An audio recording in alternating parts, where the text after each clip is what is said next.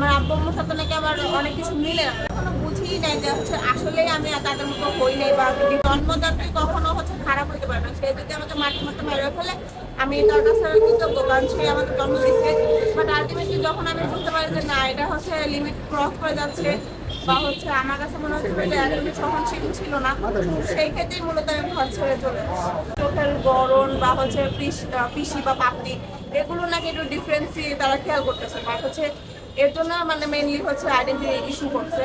আসলে আমি জন্মগতভাবে ফর্সা হয়েছিলাম, তো আমি বলবো বাংলাদেশে অনেক ধুলাবালি আর হচ্ছে গরম অনেক বেশি। তো এখানে যদি রূপচর্চার বিষয়টা যদি আমি ঠিক মতো না মেনটেন করি, তাহলে অবশ্যই আমি কালো হয়ে যাবো। প্রত্যেকটা মানুষই জন্মগতভাবে সুন্দর হয়, আর প্রত্যেকটা মানুষই রূপচর্চার মাধ্যমে সুন্দর হয়, বাট হচ্ছে কোনো বুঝিই নাই যে হচ্ছে আসলেই আমি তাদের মতো হই নাই, বা ডিফারেন্সই আসলেই আছে। তো আমি যখন হচ্ছে তাদের কাছ থেকে একটু দূরে থাকা শুরু করেছি, 5 বছর যখন অনেকটা লং টার্ম হচ্ছে দূরে থেকেছি, পরবর্তীতে যখন আবার তাদের কাছে গেছি মিট করতে, তখন আসলে আমিও ডিফারেন্সে অনেক কিছু খুঁজে পাইছি, যেটাকে না আম্মু আব্বু আগে বলতো। তো এটা আদৌ কি সত্যি না মিথ্যা, এটা আব্বু আম্মুই বলতে হবে, আমি অ্যাকচুয়ালি বলতে পারতেছি না। কষ্ট লাগছে কিনা যখন এই কথাগুলো তুমি শুনছো?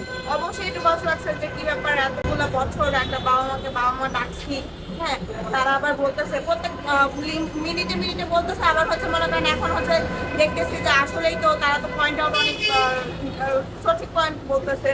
তো সেই ক্ষেত্রে যদি মাঝে মাঝে মনে হয় যে না, এটা মনে হয় সত্যি যদি হয়ে যায়, তখন তো আমার বাবা মা হচ্ছে ডিফারেন্ট হয়ে যাবে, অন্য কেউ হয়ে যাবে। তো সেই ক্ষেত্রে আমি তো বলবো যে অবশ্যই এই জিনিসটা কষ্টদায়ক। তবে হচ্ছে জিনিসটা যদি আবার হচ্ছে লিগাল ওয়েতে বা ডাক্তারের সার্টিফিকেট অনুযায়ী যদি আবার সব সমাধান চলে আসে, বা আদালত প্রতি যদি একটা সমাধান চলে আসে যে না আসলেই আমি ওনাদের বাবা মা, বাট হচ্ছে আমি ওনাদের সন্তান, বাট হচ্ছে আলটিমেটলি আমি হয়তো বা ডিফারেন্ট হয়েছি। বাট এখানে যদি আবার অন্য কেউ যদি ক্লেম করে যে হ্যাঁ আমি তাদের সন্তান, সেই ক্ষেত্রে আমার একটু কষ্টদায়ক হবে। তবে যাই হোক, আল্লাহ মানুষকে সৃষ্টি করে হচ্ছে যাদের বাবা মার কাছে আদর খাইতে, বড় হইতে। তো বাবা মার মুখ উজ্জ্বল করতে, আচ্ছা, আমিও বাবা মূলত মার মুখ উজ্জ্বল মূলত করতে। এই কথার কারণে কি তুমি ঘর থেকে বেরিয়ে এসেছো? না, এই কথা কারণে না, আমার স্কিনটা অনেক ড্যামেজ হয়ে গেছিল। আর হচ্ছে আমি যখন বলতে পেরেছিলাম যে হচ্ছে আমার আব্বু আম্মুর কাছ থেকে আমি হচ্ছে সুস্থ থাকতে পারবো না বা সুস্থ হতে পারবো না, এরকম একটা সিচুয়েশন। কারণ ওইখানে এমন একটা কাহিনী, আমার মামি ওখানে অসুস্থ ছিল, মামি সুস্থ হয়ে গেছে একই ডাক্তার বা একই হসপিটাল দেখিয়ে, বাট হচ্ছে আমি হইনি। আমি যেহেতু অন্য হসপিটালে দেখানোর পরে জানতে পারি যে আমার ওষুধের রিয়াকশনে এটা হয়েছিল, তো সেই ক্ষেত্রে আমি বলবো যে হচ্ছে ইনস্ট্যান্ট হচ্ছে আমি মূলত মানে তুমি বলতে চাচ্ছ ওষুধের রিয়াকশনের কারণে তুমি কালো হয়ে গেছো?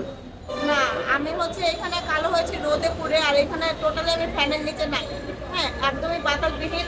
তো আমার স্কিনটা হচ্ছে উপর থেকে জাস্ট পুড়ে যাচ্ছে, হ্যাঁ, বার্ন হয়ে যাচ্ছে। যখন বাসায় ছিলা বাবা মার কাছে তখনও তো এভাবেই ছিলা, নাকি আরো সুন্দর ছিলা?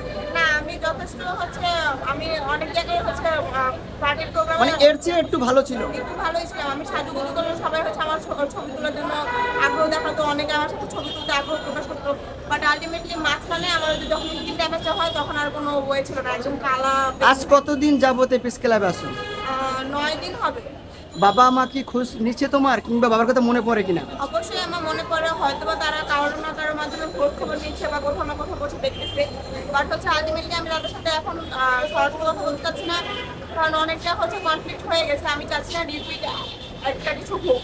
তো এখানে প্রেস ক্লাবের মাধ্যমে বা হচ্ছে প্রেস সম্প্রদায়ের মাধ্যমে আমি চাচ্ছি যে লিগাল ওয়েতে জনপ্রশাসন মন্ত্রণালয় ভিত্তিক আমাকে লিগাল ডকুমেন্ট আকারে যদি কোনোভাবে কোর্ট কর্তৃক একটা ইয়া পাওয়া যায়, আইনি একটা লিগাল নোটিশ পাওয়া যায় যে হ্যাঁ আসলে আমি ওনাদের সন্তান, আর আমার কর্মক্ষেত্র অনুযায়ী যদি আমি একটা বাসস্থান পাই, অবশ্যই আমার বাবা মাকে আমি আমার বাসস্থানে কে বেশি আদর করতো তোমাকে, বাবা না মা?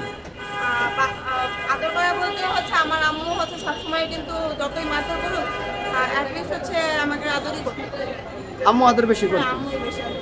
তো সেই আম্মু যখন বলে আসলে তুমি আমার সন্তান না, কিংবা তুমি দেখতে আমার মতো হও না, তখন কেমন লাগে? তখন হচ্ছে আমি প্রথমে হচ্ছে না মাইন্ড করতাম না, কারণ হচ্ছে আমার কাছে মনে হচ্ছে যে জন্মদাত্রী কখনো হচ্ছে খারাপ হতে পারে না। সে যদি আমাকে মাটির মতো মেরে ফেলে আমি তার কাছে কৃতজ্ঞ, কারণ সে আমাকে জন্ম দিচ্ছে। বাট আলটিমেটলি যখন আমি বুঝতে পারি যে না, এটা হচ্ছে লিমিট ক্রস করে যাচ্ছে, বা হচ্ছে আমার কাছে মনে হচ্ছে যে একদমই সহনশীল ছিল না, সেই ক্ষেত্রেই মূলত আমি ঘর ছেড়ে চলে আসি। আচ্ছা, এখন বাসায় যাওয়ার তোমার চিন্তা আছে কিনা?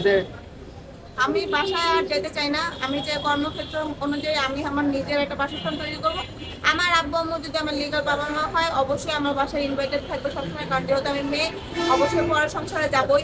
তো আমি চাইবো যে হচ্ছে আমার নিজের একটা বাসস্থান তৈরি করে আমার আব্বু আম্মুকে ওইখানে এই ভিডিওটা যদি তোমার বাবা মা দেখে তাদেরকে কি বলতে চাচ্ছ? তাদের উদ্দেশ্যে আমি বলবো যে আমি প্রত্যেকটা স্টেপ হচ্ছে অনেকটাই রাইট ছিল, তবে হচ্ছে তোমরা একটু আমাদের বুঝতে ভুল করছিলে।